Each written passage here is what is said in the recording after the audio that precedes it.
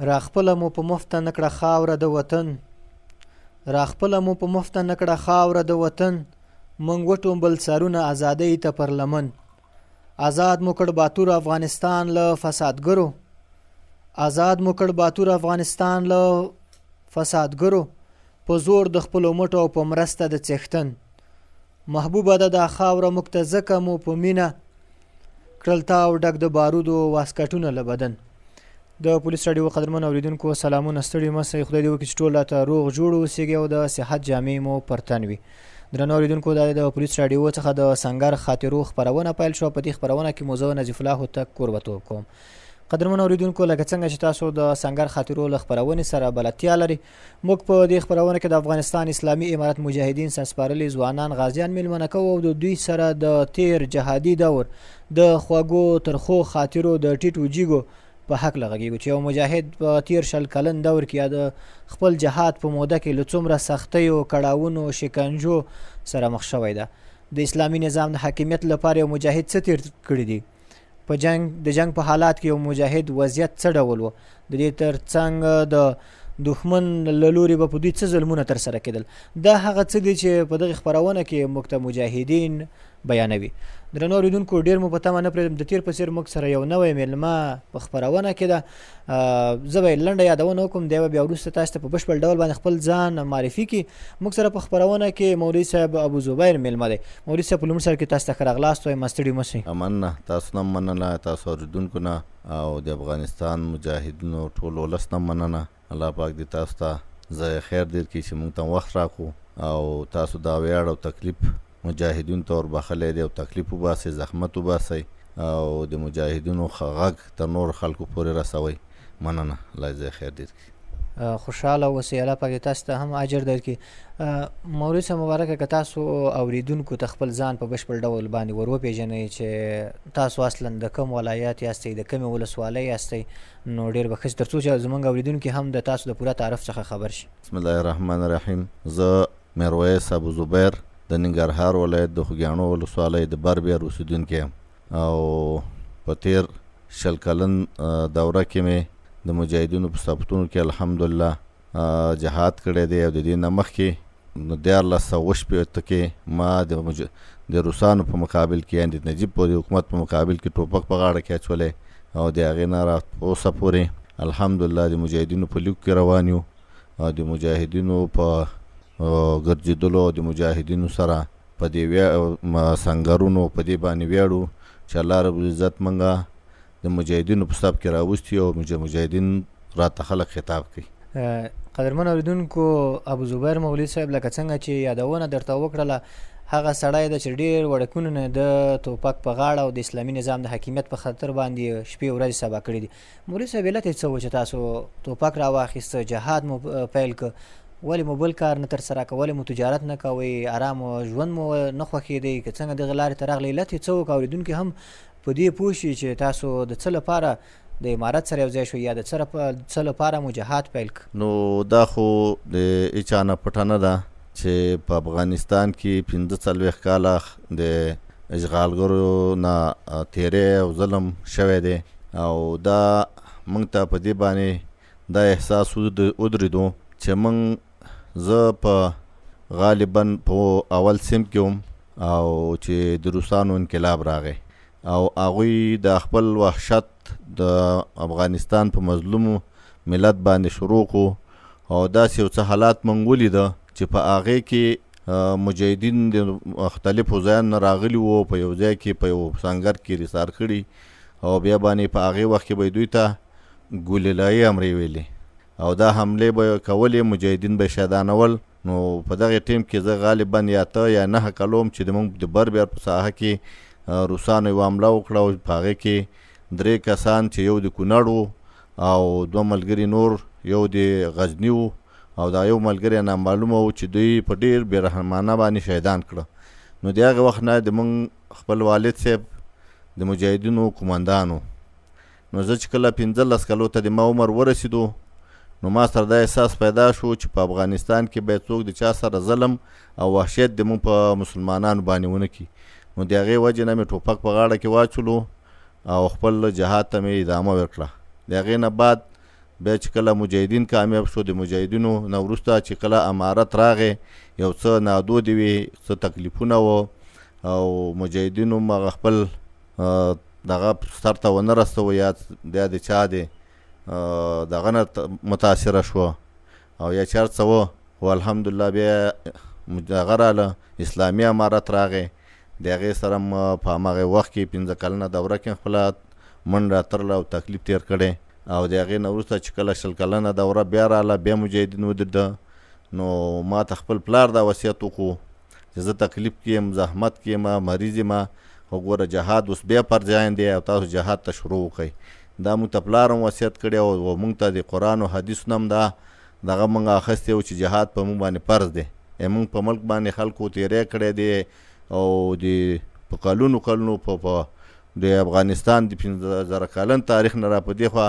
ټول وخت کفارو دا کوشش کړی چې افغانان د خپل لاس لاندې راولي او مشکلاتو ته پیښ کړي او په خپل دین او په خپل مذهب کې والحمدلله مجاهدین چې دي او د افغانستان د غیور ولس چې دی دا تل مدام د کفارو په مقابل کې ودرېدلی دی او د کفارو مقابله یې کړې نو د دې په وجه باندې موږ هم ټوپک په غاړه کې اچولې او الحمدلله تر اوسه پورې د مجاهدینو په لیکه کې او د امارت د سوري لاندې وخت تېرو او په دې ویاړو چې موږ ته الله رب عزت دا ویاړ برخه کړی دی چې موږ هم د افغانستان د اسلامي امارت د یو مجاهد په حیثیت باندې په دې خاوره کې او په دې سوري لاندې د مجاهدینو وخت تېرو. ډېر ښه الله پاک دې تاسو خدمتونه تاسو تکالیف درته په خپل دربار کې قبول او منظور وګرځوي.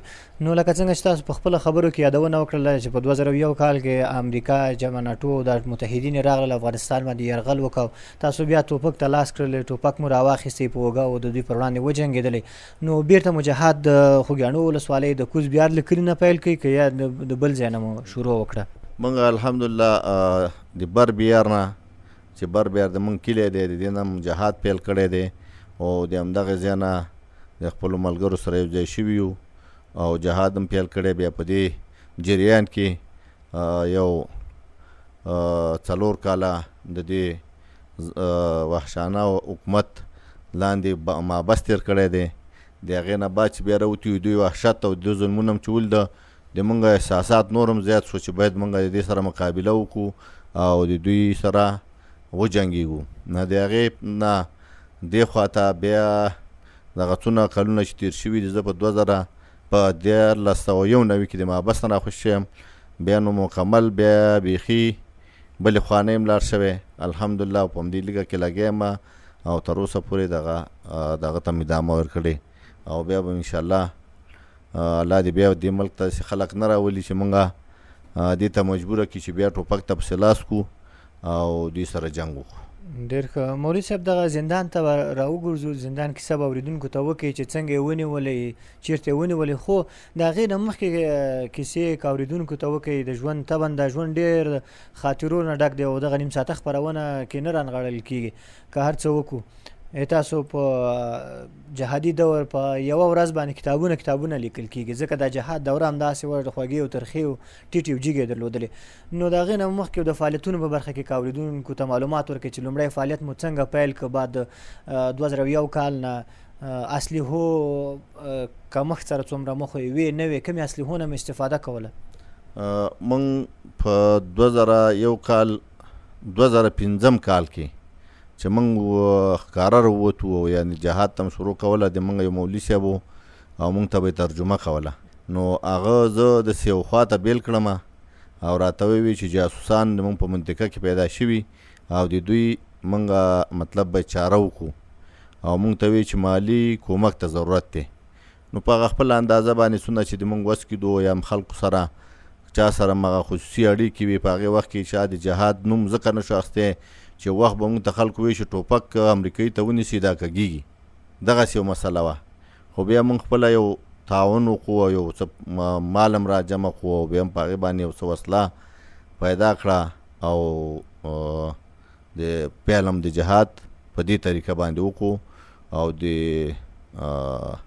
مجاهدینو سره او د نورو لکه مشرانو سره هم په دې کې مشورې کولې او جهاد هم په مخې روان کړی دی. چې کله مو جهاد په عملي ډګر کې البته په 2005 کال کې چې تاسو یادونه وکړله پیل کوو په ښکاره ډول باندې راووتلې میدان ته دښمن پر وړاندې د ملګرو تعداد مو تقریبا څومره و؟ آیا ملګري مو زیات درلودی که نه ملګري ډېر کم و در سره؟ نو په هغې وخت کې مولوي صاحب مبارکه ملګري خو به لکه و یا 15 کسان به په ټوله منطقه کې و، خو یو بل ته به م ځان هم نه ښودو، هېچا ځان نه پشا کوو چې والله زه یو ملګری وګورم دا څوک دی، د کوم ځای دی، څنګه کوي. هر سړي به خپل یو مشر به معلوم و، هماغه سره به یې رابطه کوله. که به مونږ کمین ته تلو هم په داسې اندازه کې به تلو چې څوک هم ونه پېژني، او یا که به م جنګ کولو یا به م که یو بل فعالیت کولو یو بم هم کېښولو، خو په لکه هغه ملګري چې 2 3 5 روانو یو بل نه پېژانده، خالي بدونه معلومېده چې هغه د اطمینان او اعتبار د هغه مشر په دغه و چې داسې وخت راغلی دی چې موږ ته چا سامانونه راوړي دي لکه د باروت یو داسې سامان او هغه مو انتقال کړی، خو داسې انتقال کړی چې چا راوړی دی موږ نه دی پېژندلی او چې موږ ته نه اخیستی هغه نه یې پېژندلي. نو په دغې حالات کې موږ د اول نه د جهاد شروع کړې ده او تر دغې وخته پورې م رارسولی. ډېر ښه. سخترینه جنګونه په هغه لومړیو سرونو کې کوم جنګونه و؟ دې تر څنګ د اسلحو ما مخکې م یادونه وکړل، کومې اسلحې مو ډېرې درلودلې؟ لکه اسلحې خو د هغه روسانو نه کمې پاتې سلاوي چې وې لکه کلشینکوف د راکټ خو به کم کم پیدا کېده.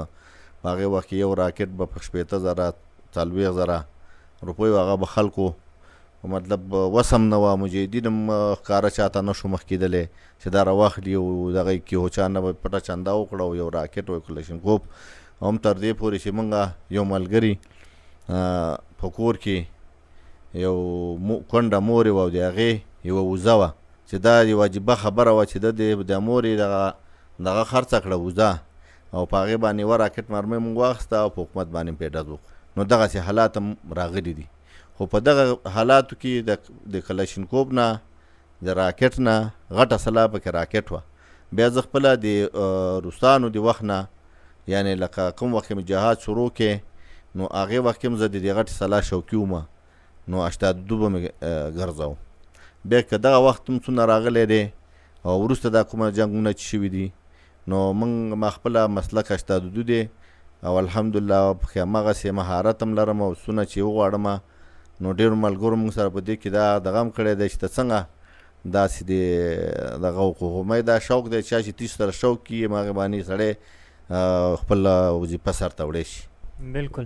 دغه کم ځوانان به چې نه وي تاسو څنګ ته درتلل یا مجاهدین کېدل به جهاد به پیلاوه د امارت لیکو ته به تلل، د دوی روزنه څه ډول وه یا روزنه مو ورکوله؟ ځکه ډېری ځوانان به داسې و چې د اسلحو سره به بلد نه و، ډېری ځوانان به داسې و چې حتی هغه کلشینکوف یا توفانچې سره به هم نه پوهېدل چې مرمۍ یې څنګه ور واچي.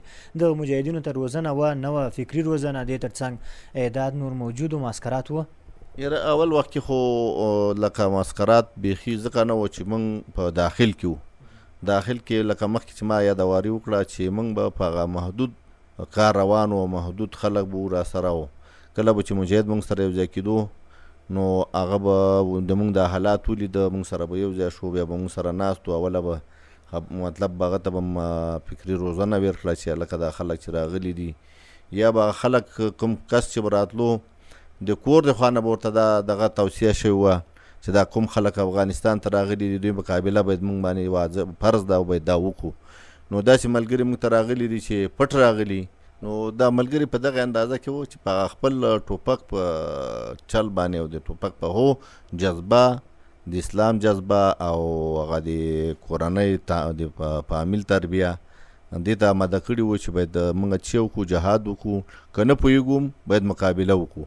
نو همدغه وجه وه چې الله رب عزت د خلکو ته دونه کامیابي ورنصیب کړه. دا چې دغه د هلکانو د کشرانو ملګرو داسې ملګري موږ ته راغلي دي چې پلار نه پټ راغلی، داسې ملګری راغلی چې پلار په اجازه راغلی او جهاد یې شروع کړی دی، ټوپک یې په غاړه کې اچولی او د یعنې معسکر او دغې ترتیب نه و. خو همغه سمدستي به موږ ورته یو کار ښودو چې دا مرمۍ داسې تېرېږي او ډز دغسې کېږي او بیا به همغه ملګری د الله په مدد سره به چې دغه ته لاړو سنګر ته بیا به د هغه روزل شوو ملګرو نه به هم ښه جنګونه کوو چې د الله مدد و موږ سره. نو په دغې ترتیب باندې موږ جهاد پیل کړی او دغه ځای پورې م رسولی. خپلو مسؤلیتونو په باره کې که اورېدونکو ته معلومات ورکړئ، کوم مسؤلیتونه مو ترسره کړي دي؟ نوبت مشر پاتې یاست سوي، د لږۍ مشر معاون یا ترڅنګ د قطعې مسؤل یا په نورو ځای کې د یو ولسوالۍ مسؤلیت مو ترسره کړی، کوم مسؤلیتونه مو ترسره کړي؟ مونږ خو په اول مسؤلیت چې ما تر راکړو شو، زه د معارف د نظارت مسؤل وم، د امارت د خوا نه نظارت به مې کوو. د هغې نه وروسته بیا یو څه وخت د داعش جنګونه را پیدا شو. داعش جنګونه چې را پیدا شو، بیا په مونږ په بربر کې مقابله وکړه. د مقابلې په دغه کې داعشیان یو داعشي مونږ ونیو او د خوارجو جنګونه و. د خوارج جنګونو کې یو خوارج مونږ لکه ووژلو، بیا یې سر ته نکټ کړو. د هغې نه بعد د استخباراتو یو رئیس و، هغه خبر شو د مونږ د دې کاروای نه. د هغې نه وروسته بیا ما ته د بېسودو ولسوالۍ د امنیت د مدیریت چارې را په لاس کړې. نو 3 کاله مې د استخباراتو مدیریت کړی په امارت کې. د هغې نه بعد بیا د منطقې مسؤل شویم چې ما مخکې هم تاسو سره په همداسې خبرو کې مې یادواري وکړه چې په وزیر د ټټنګ ورته وایي د تورغر سیمه ده، دې ځای کې لکه د منطقې مسؤلیت مې کړی او د شیخانو خط ورته ویلي په هغې وخت کې شیخانو د خط مسؤل هم پاتې شویم او په ضمن کې د مریضانو یعنې زخمیانو مسؤلیت مې هم ترسره کړی دی. نو دغه مسؤلیتونه مې کړي دي. یعنې داسې وخت راغلی چې په یو وخت کې ما ته 6 مسؤلیتونه او دا غږ به د ما ډېر مجاهدین اوري او وا به یې اوري. نو دې کې به انشاءالله شک نه وي چې 6 مسؤلیتونه ما په یو وخت باندې ترسره کړي دي. چې د منطقې مسؤل هم د موږ معارف مدیر چې ونیول شو، معارف مدیریت راته په لاس کو، د خط مسؤلیت را سره و، د مجاهدینو د اړولو مسؤلیت را سره و او د باروتو مسؤلیت را سره و او د زخمیانو. نو دا ما په یو وخت ترسره کړي دي. ماشاءالله. دغه مسؤلیتونه چې ترسره کړي دي د جهادي دور په اوږدو کې، تر ټولو سخترینه مسؤلیت کم مسؤلیت و او تر ټولو نه ډېر جنجال پکې کم مسؤلیت کې و چې تاسو به ډېر زیات ورسره په عذاب وئ یا به ډېر ستړي کېدلی پکې؟ لکه اوس په دغه یو دغه کې چې موږ دغه 6 مسؤلیتونه وړل په دغه اندازه کې په وخت کې بیا بیخي موږ داسې الله دې قبول کړي تکلیف هم راباندې زیات و چې ورځې به ما د خلکو غږونه اورېده او د هغوی فیصلې او د هغوی د امارت خو داسې و چې په هر ځای کې به یې مسؤل وټاکلي، د هغې نظامي او ملکي مسؤلیت به یې ټول تا ته دیر کوو. نو دغه مسؤلیتونو سره به موږ دغه بیا به د شپه موږ لکه زخمیان انتقالول. د روژې میاشت وه، ما ته یادونه ځکه ښه نه ده چې بیا الله پاک رانه ناراضه نه شي. ما یوه میاشت د شپې روژه ماتې د اسارک په خوړونو کې کړې. دا یې دې په خاطر باندې چې د شپې به زخمي وشو، موټر کې به مې واچو، بیا به مې هغلته رسو او دغه به چې راغی پیشنمې د وچه ډوډۍ به م خوړله او بېرته به چې رالو خپل خط ته به م ځان را رسول، دلته به مجاهدین منظمول او د هغې باوجود به م بیا چې ورې شوه د ورځې به بیا د خلکو کارونه په مخ وړل او په ضمن کې د دې سره به د معارف مسؤلیت د ما په غاړه و چې د معارف څه مسؤلیت و هغه مې مخکې وړلو. نو دغه طریقې سره موږ کار کړی. یعنې دغه ټول جهادي دور کې دی، بیا په تېر شل کلن دور کې ټول چارې دې پرېښې وې، نه تجارت نه کورنۍ نه بل څه، یوازې جهاد و. په دې یو څه وخت کې به یو څه کاربار کړی، خو داسې وخت راغی چې بیا بیخي قطعي صورت باندې موږ د دنیا د کارونه بیخي پرېښوه. خاص د جهاد لاره مو غوره کړله او لاړو ووتو، مسافر شو، بچیان هم ځان سره ویوړه او کورونه هم پرېښو. بچیان هم همداسې په لکه مخکې موږ چا سره په دې باندې خبره وکړه، ما نه پوښتنه وکړه. نو ما ورته ویل چې ما بچیان چې دي بې تعلیمه پاتې شوي. دا ولې چې د ما سره په سنګرونو کې وه او د ما سره کور د ما زه وزیر ټټنګ کې مسؤل وم، ما کور هم هلته و، بچیان مې هم هلته و او بس یوه مړه روزي وه الله پاک رسوله او په هماغې باندې ممکنات کولو. نو موږ دغې طریقې باندې د جهاد دغه ځای پورې ترسره کړی دی. الله پاک دې تاسو همداراز د ټولو مشرانو او مجاهدینو ستړیاوې په خپل دربار کې قبول او منظورې وګرځوي. سخترینه جنګ مو په دغه تېر شل کلن کرغړن دور کې کوم جنګ و چې ډېر سخته در باندې تېره شوي او حالات ډېر در باندې راتنګ شوي، مجاهدین یا د نږدې ملګري مو شهیدان شوي پکې یا ډېر تاسې محاصرې لاندې راغلي اوسئ؟ په دې کې دغه لکه مخکې چې ما ته وایي چې د خوارجو سره کله د موږ په بیار کې جنګ و، دا د موږ داسې حالات و چې یو خوا ته موږ نه حکومت و او بل خوا خوارج و. موږ یې منځ کې رسارو. کله چې موږ دا جنګ او فتح کو او مطلب د شیان ته شکست ورکړو، موږ پسې حکومت راښکته شو، موږ یې په منځ کې را ایسار کړو. په دې وخت کې نو 10 کسان موږ د خپل دلګي ملګري پاتې شو او 18 یا 10 خو نه برابر دی، 15 کسان یې نورو دلګی وه. دا یې موږ په سخت حالاتو چې موږ یې په رایسار کړو او ولس هم موږ پسې راغی، راته وویل چې تاسو په یو خوا ووځئ. موږ وایو چې تر څو پورې موږ په دې ځای کې شهیدان شوي نه یو او یا هم د خلکو ته شکست نه وي ورکړی، تر هغې وخته پورې موږ د دې ځای نه وځو. یوه دغه ډېره سخته وه.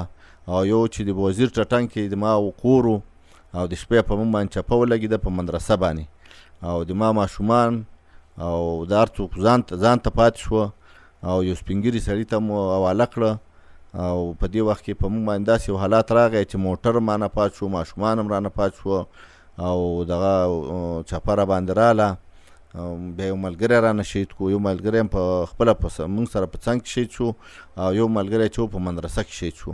نو دغه دوه حالات د موږ زخته ډېر سخت و چې یو خوا د خوارجو سره په هغې جنګ کې موږ سخت رایسار شوي وو او یو په وزیر ټټنګ کې چې په موږ باندې سخته چپه ولګېده چې غرقه ده او چپه چې وه په مدرسه باندې وه، خو لکه موږ ورسره څنګ کې مرکز و، نو موږ هم د دې چپې لاندې رالو او دا تکلیف ورسېدو. ملګري شهیدان شو، 11 کسان شهیدان شو. دا ډېر سخت حالات وو او حالاتونه خو ډېر په دې 20 کالو کې ډېر سخت حالاتونه ځکه تېر شوي دي چې داسې مجاهدین موږ شهیدان شوي. په هماغې کال کې موږ 15 کسان داسې ګلان د لاسه ورکړي چې ټول د 18 19 تر 22 کالو پورې هلکان وو، خو څوک رانه ډرون ویلي دي، څوک رانه په جنګ کې لګېدلي. یو بل داسې یو حالات په موږ راغله، په زاوه کې موږ جنګ کوو او د ما یو ملګری او پیکا ورسره وه، په دغه باندې ایښې وه، په دې پوله باندې د پټي په پوله، او تیارې رالې او دی د موږ نه وویشتو، شهید یې کړو. او موږ دونه لاسرسی نه کېدو چې د اوله دا زخمي و چې موږ زخمي راجي کړی وی، تیارې را باندې ګرځېدې. نو هغې وخت کې د موږ د ننګرهار د ولایت معاون چې و دغه و مزمل اختر محمد، دا نه شهید نه، دغه اختر محمد مولوي صاحب چې دا اوس د کونړ د دغه نورستان قومندان دی، امنیت دی، دی موږ معاون و. نو دغه حالات د موږ سخت ځکه و چې دې وخت کې د هېڅ رسېده موږ ته نه کېده، په دې چې یو خواته د خوارج و، بل خواته حکومت و، موږ به په منځ کې رایسار وو، تکلیف هم و، زحمت هم و او جنګونه هم سخت و. او په دې زمین کې په دغه کې یو جنګ موږ د خوارجو سره وکړی په زاوه کې جنګ وکړو.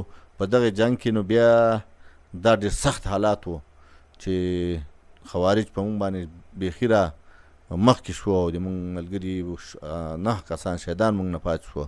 دغه سخت حالات په موږ باندې په دغه وختونو کې تېر شوي. مولوي صاحب محترم، د خپل تېر جهادي ژوند یوه خوږه خاطره که اورېدونکو سره شریکه کوي نو ډېر به ښه شي. نو خوږې خاطرې خو په ما ورته وایي چې په جنګ په حالات کې خوږې خاطرې نه وي، خو دغه خوږه خاطره د موږ دغه وه چې لکه موږ افغانستان مجاهدینو الحمدلله افغانستان فتح کې او یو حالات و، دغسې حالات و چې موږ ته شپې د ورځې ډاکټر بشیر د موږ قومندان د ولسوالۍ ولسوالو او موږ ته یې قومنده وکړه چې تاسو لاړ شئ بیرته لاړ شئ هغې خوا نه جنګ وکړئ. موږ باندې لار بنده شوه او دې نه وروسته د شپې 2 بجې چې کېدې موږ ته احوال راغی چې جلال آباد ته موږ نور نږدې دی چې ونیسو. نو دا هم خوږه خاطره وه چې الله پاک مجاهدین د دې تکلیفونو نه خلاص کړه او د افغانستان بلکې ټول ملت الله پاک د دې کړاوونو تکلیفونو نه خلاص کړي او دغه مرګونه او شهیدان دغه نه افغانستان الله عزت په امن کې کړي. نو دا خوږه خاطره وه. مولوي صاحب طبعا دغه جهادي دور د ډېرو سختیو او کړاوونو سره مخ، ما په پیل کې هم یادونه وکړله او تاسو دغه هره دقیقه او هره ثانیه باندې که چیرې وګورو کیسې او کیسهګۍ پې لیکل کېږي، ناولونه پې لیکل کېږي، کتابونه پې چاپېږي. نو دا 20 کال او د 20 کال نه وړاندې ډېر عمر دی تقریبا چې تاسو په دغه لاره کې تېر کړی ده.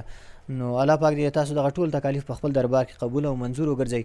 خپلو مجاهدینو ته دې څه پیغام ده، مشرانو ته څه پیغام لري، او خپلو وړو مجاهدینو ته چې اوس څوک په وظایفو کې، څوک په چک پاینټ کې دي، څوک په ټاور کې دي یا څوک په اداراتو کې ناست دي، خدمت در سره کوي د اسلامي نظام لپاره، دوی ته څه ویلو څه پیغام لري؟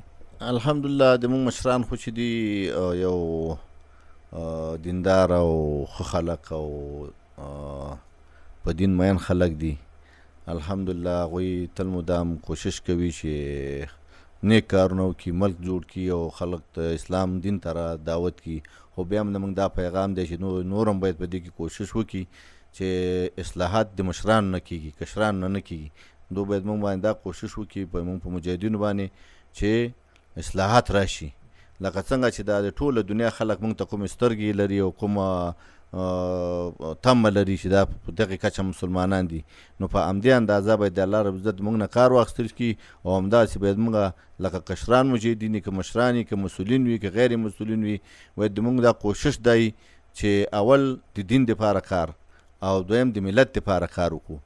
لکه څه رقم چې پیغمبر اسلام ته په ښه اخلاقو باندې او په نیک اخلاقو باندې مسلمانۍ د هغه په دور کې دغسې باید زموږ په دور کې دا خلک موږ ته راشي، موږ سره کښېني او نفرت موږ نه ونه کړي. نو موږ خپلو مجاهدینو ته او د خپلو مشرانو ته خو توصیه ځکه نه کوو چې هغوی موږ مشران دي، خو هسې یادواري کوو او خپلو کشرانو ته دا توصیه کوو چې باید ښه اخلاق په چکپوست کې وي، که په وظیفه کې وي، که په کور ته ځي، که په سارا کې وي، باید داسې وکړي لکه څنګه چې صحابهو دور و او څنګه صحابهو د جهاد دا ترتیب مخکې روان کړی او دغسې ترتیب باید موږ مخکې روان کړو. مولوي صاحب په پای کې د افغانستان غیرتي ولس ته او بیا په ځانګړي ډول د ننګرهار ولایت ولسونو ته او همداراز د خوږیاڼو ولسوالۍ ولسونو ته څه پیغام، څه ویل لرئ؟ موږ خو د افغانستان غیورو او مجاهد ولس ته دا پیغام لرو لکه څنګه چې په دې 45 کالو کې دوی تکلیف، زحمت، شهیدان، ډوډۍ او چاپې ټولې زغملي دي. دغسې دغه کوم حالات او تکلیف چې په موږ باندې وسته، الحمدلله تکلیف نشته. موږ به غټ تکلیف دغه وي چې لږ به غریب وو، دغه یو مشکلات موږ لرو. نور الحمدلله اسلامي دولت ملک دی، اسلامي حاکم دی او شریعت پکې نافذ دی، د هر سړي حق پکې خوندي دی. موږ د ولس نه دا خو غوښتنه ده چې د مجاهدینو سره اوږه په اوږه ودرېږي. امنیت د یو سړي د لاسه نه راځي. که حکومت ټوله ورځ په امنیت پسې منډې وکړي چې ولسو سره یو ځای نه شي، ولسو سره همکاري ونه کړي، امنیت نه راځي.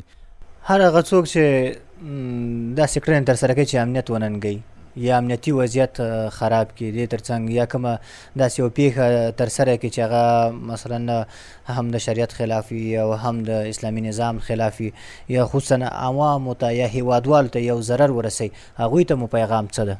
هغوی ته هم دا پیغام دی چې هغوی باید د دغې کړنو نه لاس واخلي. دغه 45 کاله ناخوالې چې تېرې شوې او راغلي، نو د دغې نه باید عبرت واخلي. دغه دوی ته هېڅ پیدا نه کوي چې دوی یو داسې یو کار وکړي چې د امارت په خلاف وي، د ولس او د دین او د اسلام په خلاف. کوم وخت چې موږ جنګونه کړي، که څوک موږ ته دا بېلګه وړاندې کوي چې تاسو جنګونه کړي، موږ د کفر په مقابل کې جنګ کړی، کفر په مقابل کې ودرېدلي. اوس الحمدلله په افغانستان کې اسلامي نظام دی. که هر څوک مشکل لري راشي، موږ مشران سره د کښېني، خپل مشکل دی د خبرو د لارې نه حل کړي، خبرې دې ورسره وکړي. موږ هر چا ته خپل حق ورکوو. دا ما خوله خو وړه خوله ده، موږ د مشرانو د خولې دا خبره موږ کوو چې موږ هر چا ته خپل حق ورکوو او د هر چا د حق قایل یو. دغه هم د خلکو ته پیغام دی. ډیره زیاته مننه کوم مولوي صاحب محترمه چې موږ ته د وخت راکړه او د سنګر خاطرو په خپرونه کې تاسو د خپل تیر جهادي دور لږې خاطرې البته یادونه وکړله، هغه ځینې ترخې خاطرې او ځینې خوږې خاطرې مو یادونه کړه. په پای کې مو اوریدونکو ته خپل پیغام وړاندې کړئ. نړۍ مننه کوو. مننه تاسو نه مننه او د ټول ولس نه مننه. الله پاک تاسو ته جزای خیر ډېر کړي چې تاسو موږ ته وخت راکړي. خوشحاله اوسئ قدرمن اوریدونکو. موږ سره د افغانستان اسلامي امارت یو تن مجاهد غازي ښاغلی مولوي صاحب ابو زبیر چې د ننګرهار ولایت خوږیاڼو ولسوالۍ اوسیدونکی دی، دی دلته میلمه و. د خپل تیر جهادي دور په هکله باندې تاسو ته خپلې خوږې ترخې او د تیر جهادي دور ټیټې جیګې بیان کړلې. مولوي صاحب دغه څو بیتونه دي تا ته ډالۍ وایي: د حق جهاد د حکم د ادا برکت دا و، د حق جهاد د حکم د ادا برکت دا و چې خاورې مو ارمان کړ د نړۍ د کبرجن، او منم چې د هیواد زخمی سینې نه وینې څاڅي، منم چې د هیواد زخمی سینې نه وینې څاڅي، ډېر ژر به ورته وګنډو هر ټپ ټپ تار او ستن، میلمه باندې خپل سر قربانو دا مو رواج دی، میلمه باندې خپل سر قربانو دا مو رواج دی، او پالو ښه په نره دښمني د هر دښمن، د پولیس راډیو قدرمن اوریدونکو دا وه د دې اونۍ د سنګر خاطرو خپرونه چې ما نجیف الله هوتک تاسو ته وړاندې کړه، تر بیا چې زه د یوې بلې نوې خپرونې او همداراز د یو بل نوې میلمه په حاضرېدو سره ستاسو درانه حضور ته حاضرېږم. تاسې په پاک او سپېڅلي رب سپارم. الله مو مل شه. پولیس د ټولنې خدمتګار